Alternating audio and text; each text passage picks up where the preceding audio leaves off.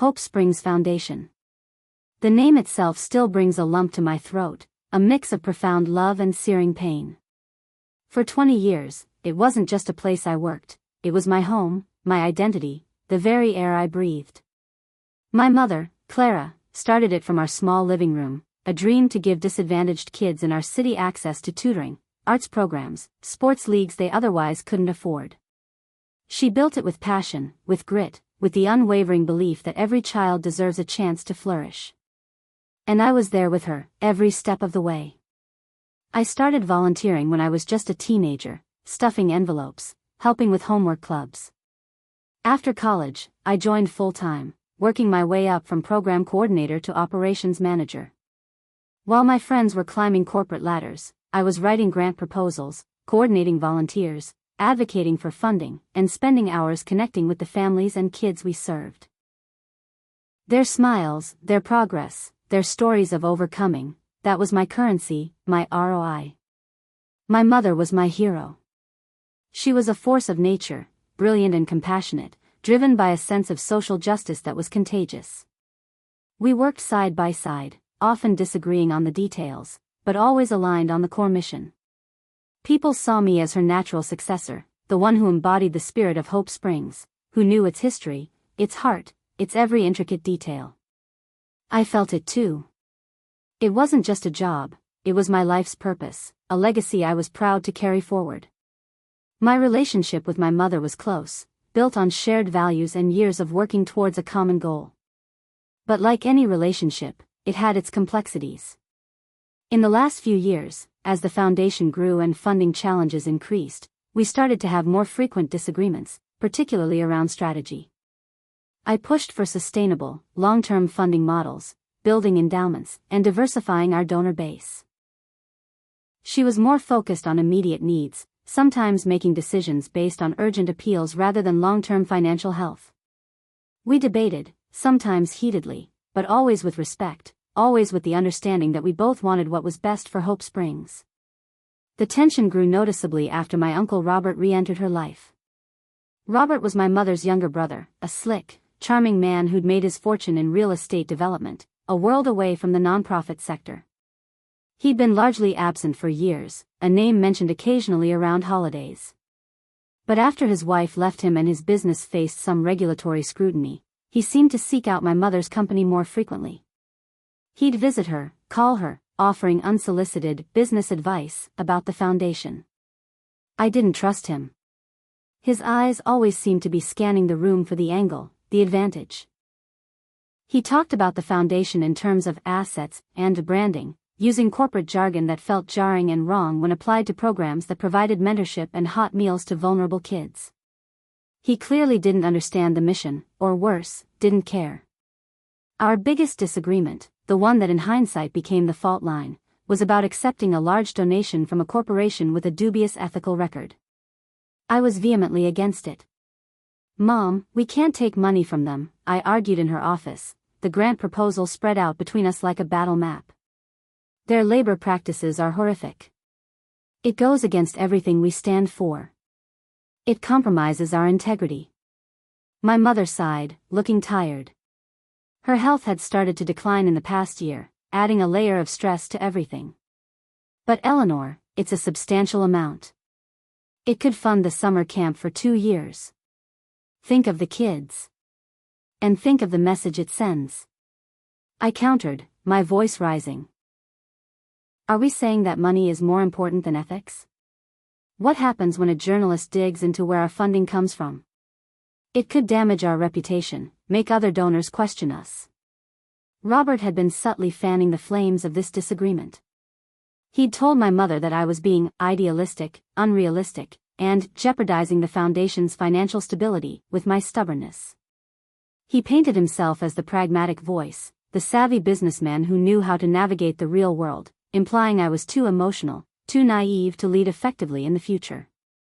He preyed on her anxieties about the foundation's long-term funding after she was gone, positioning himself as the steady hand, the responsible choice. My mother, perhaps influenced by Robert's constant chipping away, perhaps genuinely worried, eventually agreed to take the donation, overriding my objections. It caused a rift between us. Not a shouting match, but a cold tension, a sense of disappointment on both sides. We still spoke, still worked together, but the easy camaraderie was gone, replaced by a wary distance. It was unresolved when her health took a sharp turn for the worse. The last few months were a blur of hospitals, doctors, and trying to keep Hope Springs running while spending as much time as possible with my mother. The disagreement about the funding seemed small and petty in the face of her mortality. I focused on telling her how much I loved her, how grateful I was for everything she had taught me, for the legacy she had created. We didn't talk about the foundation's future specifically. It felt understood, a silent agreement that I would continue her work, nurture her dream. The tension hadn't erased 2 decades of shared purpose. Or so I thought. Her passing left a gaping hole in my life, in the life of Hope Springs, in the heart of the community. The grief was immense, a heavy cloak that settled over everything. Funeral, managing her estate, keeping the foundation afloat during this period of mourning, it was overwhelming. Robert was there, offering support in a way that felt performative.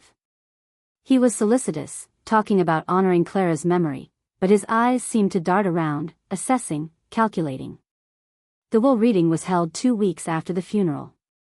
A somber affair in the lawyer's office. Myself, Emily, my sister, who wasn't involved in the foundation, and Robert were present. The lawyer, a dry, meticulous woman, read the documents in a flat, emotionless tone. Assets were distributed, my sister and I received modest inheritances, personal effects. Then she got to the section regarding Hope Springs Foundation. I wasn't expecting anything specific financially from the foundation itself, its assets were tied to its mission. But I expected the clear directive that I, Eleanor Vance, would assume leadership as executive director and chair of the board.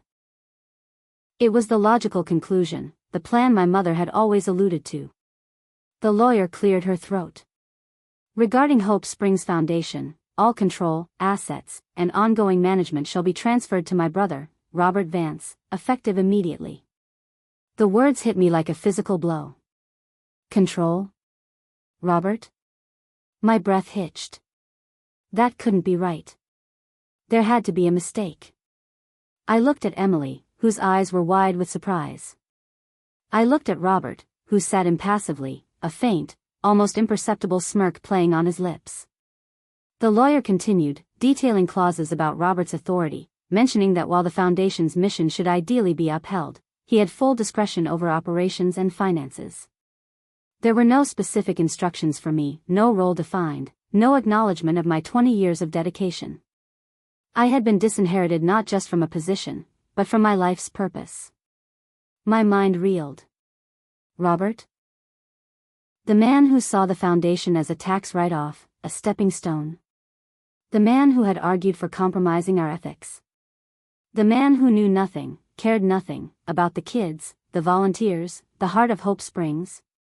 It was a betrayal so profound, so unexpected, that it felt surreal.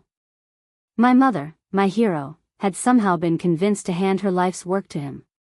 It could only be Robert's influence, his insidious manipulation during her vulnerable final year. He had twisted her anxieties, exploited her declining health, painted me as unfit, and stolen the foundation out from under me. They didn't steal her inheritance, they stole her life's purpose.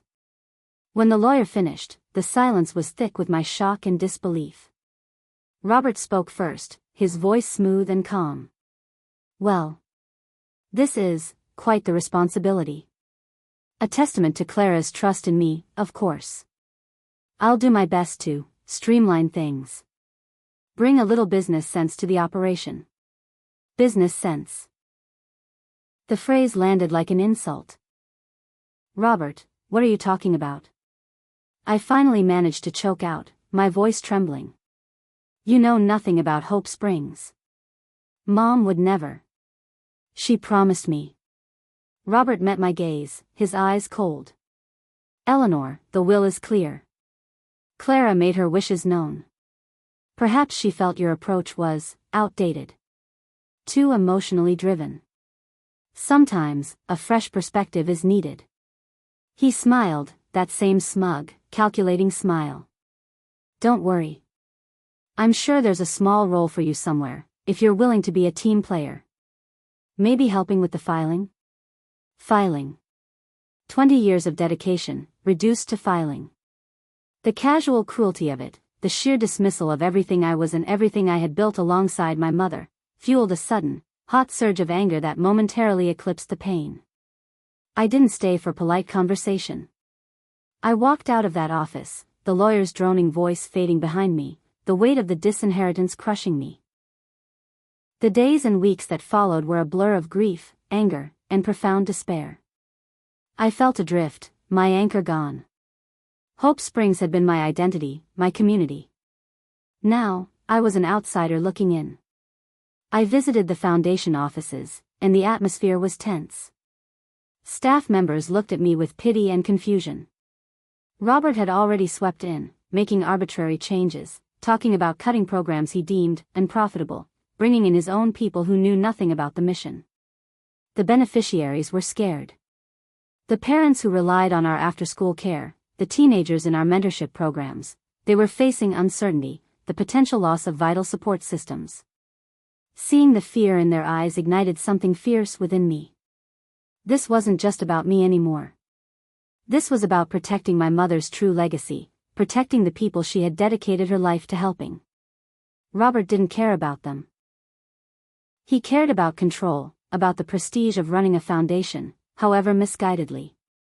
I couldn't let him destroy everything. My initial despair transformed into a burning resolve. They didn't steal her inheritance, they stole her life's purpose, and I had to fight to get it back, not for me, but for Hope Springs. The legal battle seemed daunting. Contesting a will based on undue influence is incredibly difficult, especially when the person influenced, my mother, is gone and the influencer, Robert, is smooth and cunning. I had no proof, just a gut feeling and the stark contrast between my mother's life's work and Robert's stated intentions. I sought legal counsel. Most lawyers were hesitant. Will contests are messy, expensive, and hard to win, especially with a well-executed will, one told me kindly but firmly. I finally found a lawyer, a sharp, ethical woman named Evelyn Reed, who specialized in nonprofit law and elder abuse cases. She listened patiently, asking probing questions about Robert's relationship with my mother, her health, the circumstances surrounding the will change. She saw the injustice, the red flags I pointed out, Robert's sudden reappearance, his financial troubles, his complete lack of involvement with the foundation until recently, the stark contrast between his values and the foundation's mission, and the timing of the will change during my mother's declining health. It's an uphill battle, Eleanor, Evelyn warned me in our first strategy session.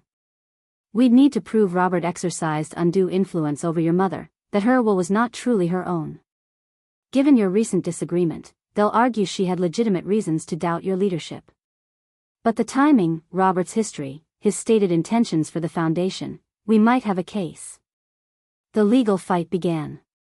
It was expensive, stressful, and emotionally draining. Robert's lawyers were aggressive, portraying me as a disgruntled relative motivated by bitterness and a sense of entitlement. They highlighted my disagreement with my mother, twisting it to suggest she had lost faith in me. I had to depose, answer intrusive questions about my relationship with my mother, my work at the foundation, my qualifications. Robert's testimony was a masterclass in plausible deniability and subtle distortion of facts. He painted himself as the loving brother stepping in to honor his sister's final wishes and bring much-needed business acumen to a floundering organization. Evelyn and I worked tirelessly, digging into Robert's background, looking for evidence of financial instability or a pattern of manipulative behavior. We contacted people who knew my mother in her final year, trying to find anyone who might have witnessed Robert's influence or noticed a change in her state of mind. It was slow, frustrating work. The legal fight alone wasn't enough. Robert was already implementing changes at Hope Springs that threatened its core programs. Funding was being diverted, staff were leaving, beneficiaries were being neglected. I had to do more. I had to fight for the heart of the foundation outside the courtroom. I started quietly reaching out to the staff, the volunteers, the parents of the kids we served. They were scared and confused. I shared my fears about Robert's plans, explained the legal challenge, but emphasized that the fight wasn't just legal, it was about protecting the mission, the community my mother built. Their response was overwhelming. They knew me. They knew my dedication. They had seen Robert's indifference firsthand. They were angry, hurt, and ready to fight alongside me. We organized meetings, held rallies outside the foundation offices. Parents spoke emotionally about the impact Hope Springs had on their children's lives.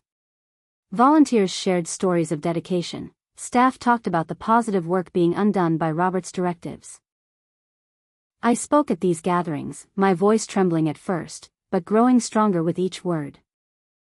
I shared my mother's vision, my years of working to uphold it, and the pain of seeing it jeopardized by someone who didn't understand its value.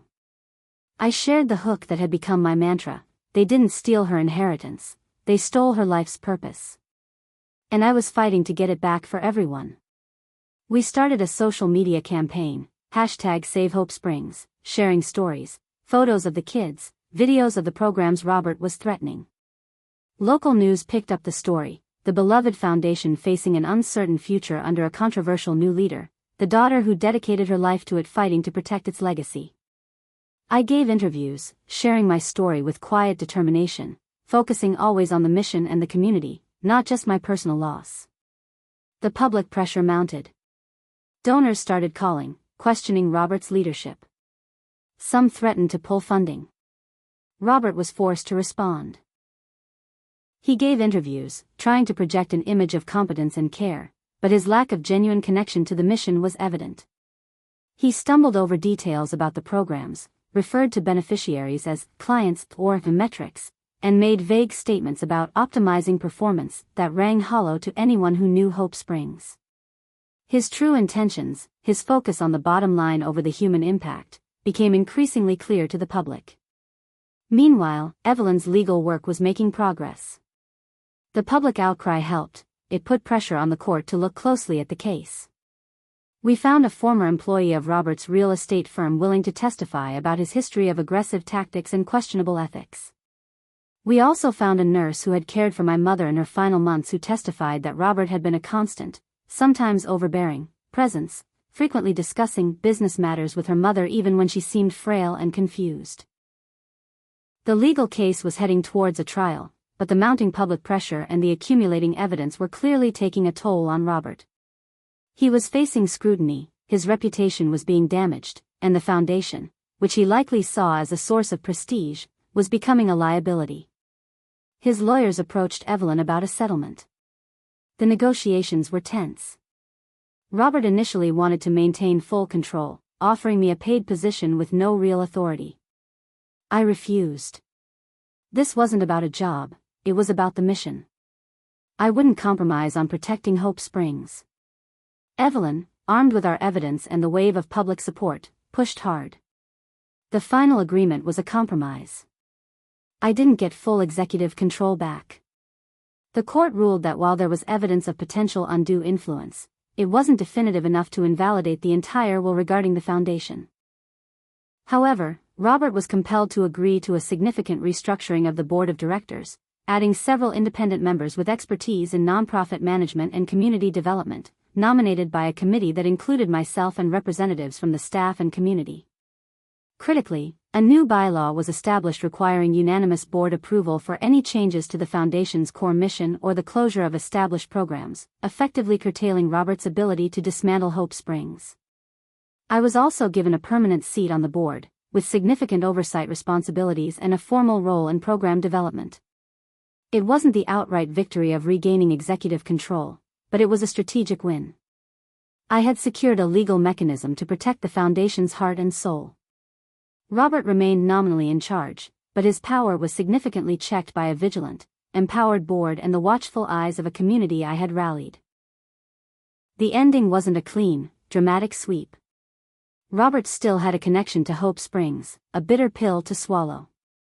But his negative influence was curtailed. The programs were safe. The staff and beneficiaries had a voice. And my own role, while different from what I had always envisioned, was secure and impactful. The community's respect was the true measure of success. They saw my fight, my unwavering dedication to my mother's legacy and to them. I hadn't fought for money or power, I had fought for purpose, for the continuation of a dream that changed lives. I had exposed Robert's intentions and rallied people to protect what mattered. I didn't get the inheritance of control the way I expected, but I earned a different kind of leadership, one built on trust, resilience, and a fierce commitment to a cause. The legal battle was over, the settlement signed. Hope Springs Foundation was safe. My life's purpose, stolen for a time, was back, reaffirmed and stronger than ever, rooted not just in my mother's legacy, but in the community we had built together and the fight I had won. The cost was high, the pain immense, but the reward, a protected mission and earned respect, was everything.